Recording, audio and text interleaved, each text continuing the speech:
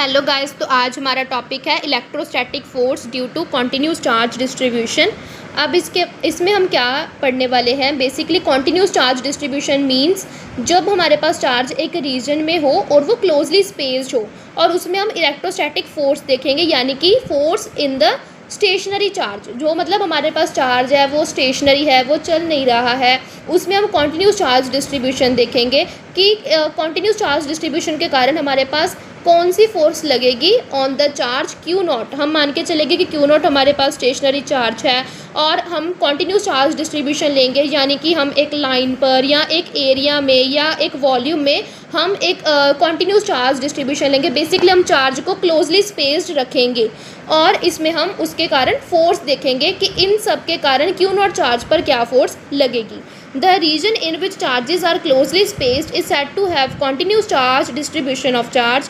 Continuous charge distribution is of three types: linear charge distribution, surface charge distribution and volume charge distribution. Basically linear charge distribution ये हमारे पास एक line पर होता है। Line in the sense जैसे कि हम वायर कंसीडर कर लें, वायर एक लाइन की तरह ही है, तो इसमें अगर हम चार्ज रखेंगे तो ये हमारे पास लीनियर चार्ज डिस्ट्रीब्यूशन हो जाएगा। बेसिकली इसमें हमारे पास चार्ज डिस्ट्रीब्यूटेड है। अगर हम सरफेस की बात करेंगे, सपोज हमने ये सरफेस कंसीडर कर लिया, इस पे हम चार्ज की डिस्ट्रीब्यूशन देखेंगे। फिर हमारे पास वॉल्यूम चार्ज डिस्ट्रीब्यूशन है कि एक वॉल्यूम में हमारे पास जो है चार्ज डिस्ट्रीब्यूटेड होगा। ठीक है, अब हमारे पास क्या है, लीनियर चार्ज डिस्ट्रीब्यूशन से हमारे पास आया है लीनियर चार्ज डेंसिटी।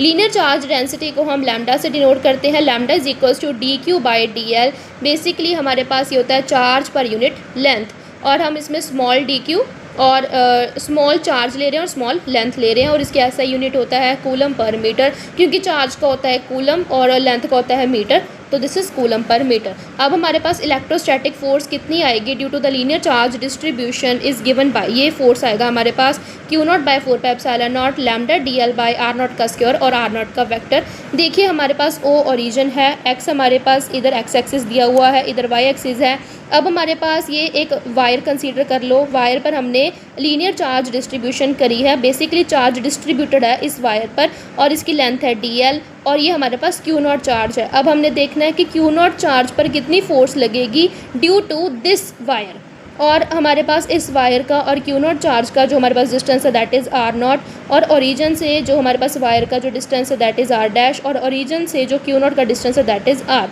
तो हम आर नॉट को लिख सकते हैं r minus r dash. R dash हमारे पास पोजीशन वेक्टर है of the length element d l with respect to origin, और इसका हमारे पास क्यू नॉट से ओ तक का जो पोजीशन वेक्टर है दैट इज़ आर। तो इससे हमारे पास जो फोर्स आएगा दैट इज़ क्यू